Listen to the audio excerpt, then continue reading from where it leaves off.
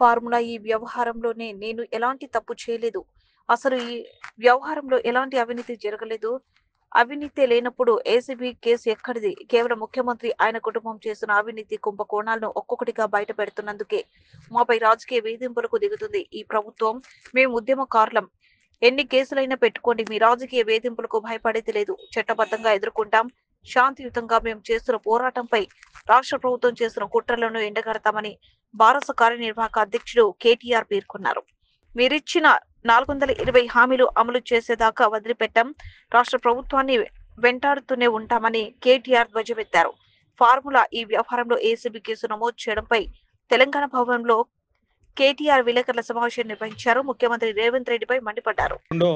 ఆయన అసెంబ్లీలో నడిపించినట్టు చేసి తూతూ మంత్రంగా మైకులు వలిగేటట్టేదో సేమ్ సోది ఉపన్యాసాలు చెప్పి అవతల పడతారు తప్ప ఈ విషయం మీద చర్చించే దమ్ము ప్రభుత్వానికి లేదు.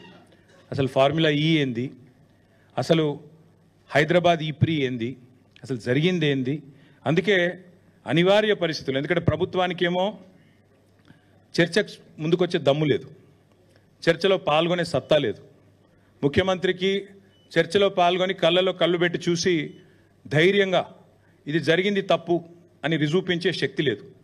ఏదో కేసు పెట్టాలనే ఒక సాడిస్ట్ మెంటాలిటీ తప్ప ఇవాళ జరిగిందేందో కనీసం మీ ద్వారానన్నా ప్రజలకు చెప్పాలా. ముఖ్యంగా తెలంగాణ ప్రజలకు ఎవరైతే ఇవాళ మమ్మల్ని ఎవరైనా రోడ్డు మీద గుర్తుపడుతున్నారంటే దానికి కారణం తెలంగాణ ప్రజలు.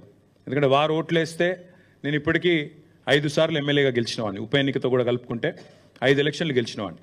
కాబట్టి తప్పకుండా వారికన్నా నిజాలు చెప్పాలా అన్న ఉద్దేశంతో ఈరోజు ఈ ప్రెస్ కాన్ఫరెన్సు మా సోదరుడు నరేందర్ రెడ్డి గారిని ఆహ్వానించడానికి, అదేవిధంగా మరి ఈ విషయంలో కూడా వాస్తవాలు ప్రజలకు చెప్పడానికే నేను ప్రత్యేకంగా ఈ ప్రెస్ కాన్ఫరెన్స్ నిర్వహిస్తాను.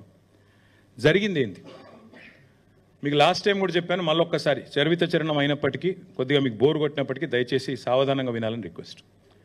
హైదరాబాద్లో ఇండియాలో ఈ car racing, motor sports racing అనేది రావాలని, ఈ క్రీడగా బహుళ ప్రాచుర్యం పొందిన ఈ మోటార్ స్పోర్ట్ రేసింగ్ ఏదైతే ఉందో ఇక్కడికి తేవాలని చాలా ప్రయత్నాలు గతంలో కూడా జరిగినాయి. చంద్రబాబు నాయుడు గారు ముఖ్యమంత్రిగా ఉన్నప్పుడు 2001వ సంవత్సరంలో ఆనాడు ఫార్ములా 1 రేస్ని ఇక్కడికి తేవాలని చాలామంది మిత్రులు కూడా మీడియాలో ఫార్ములా 1ని ఫార్ములా ఈని కలగాపులగా చేసి వాడుతున్నారు. దయచేసి అందుకే మీకు వివరంగా చెప్తాను. ఫార్ములా 1, 2, 3, 4 అవేమో regular internal combustion engines, ice engines అంటారు వాటితో జరిగే రేసులు. ఫార్ములా ఈ అంటే ఎలక్ట్రిక్ వాహనాలతో జరిగే రేసు ఫార్ములా ఈ. ఇవన్నీ కూడా FIA కిందికి వస్తాయి, ఫెడరేషన్ ఆఫ్ ఇంటర్నేషనల్ ఆటోమొబైల్స్ అని, దాని కిందికి వస్తాయి. ఎట్లయితే క్రికెట్లో మనకు BCCI, ICC రెండు ఉంటాయి. BCCI అంటే Bharat cricket board of cricket control India, ICC అంటే ఇంటర్నేషనల్ క్రికెట్ కౌన్సిల్. అట్లాగే ఇందులో కూడా 2 అసోసియేషన్స్ ఉన్నాయి. ఒకటి FMSCI, federation of motor sports clubs India, same BCCI మాదిరిగా ఇండియాలో ఒకటి ఉంది. అదే మాదిరిగా మళ్ళీ ఇంటర్నేషనల్గా FIA, ఫెడరేషన్ ఇంటర్నేషనల్ ఆటోమొబైల్.